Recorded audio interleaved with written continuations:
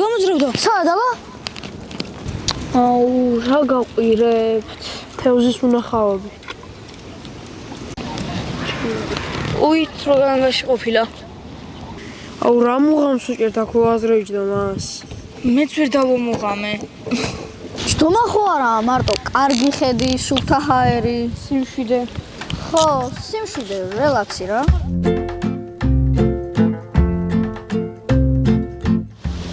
ალექსანდრე, შენი ცილის სიტყვაზე ლეგენდა? არა, მომიყევი. ამბობენ რომ ღრმად ლისის ტბაზე ოქროს თევზი ცხოვრობსო. ეგ კუს ტბაზეა და ოქროს თევზიც არაა, კუა. ყუზე ყუა, ოქროს თევზია, ესე 40 მეტრის სიღრმეზე უნდა ჩახვიდე ოღონდ. აი რა, მაგ სიღრმეს უარა. როგორ არა? ამბობენ რომ 120 მეტრია სიღრმე. რა 120 მეტრი? მოიც დაგუგლო. არ გინდა დაგუგლა, ვიცი 4 მეტრია. ეგი ქარგაუზომია, სადაც ღრმაა.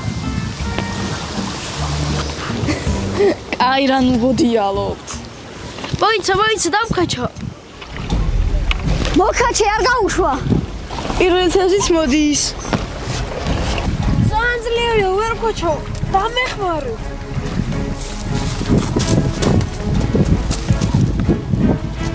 წავიდა.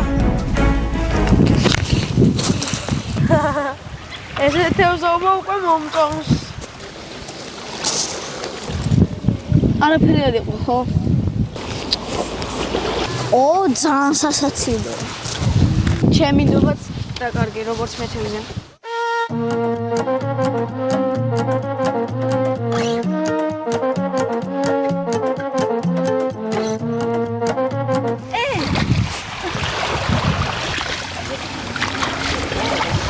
წეგან დავგოიმდით უკვე მაღაზე.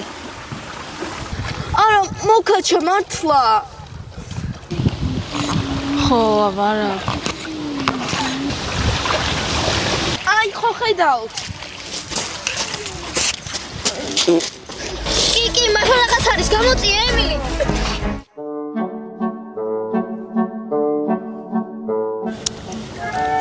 არ მჯერა მე და ჯობია გავუშვა, ცოდოა. რა არ გჯერა?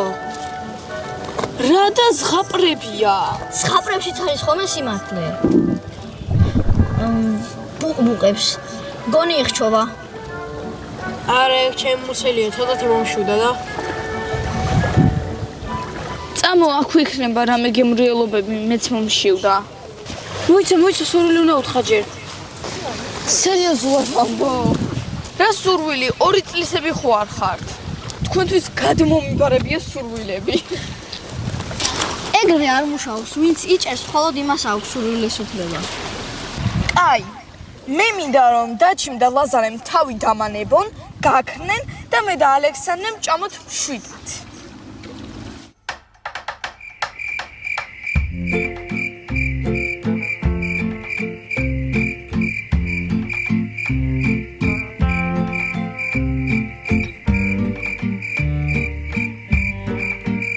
აჰა, სიცულელია გეუბნები, წამოდი ალექსანდრე, ითევზაონ რიბაკმა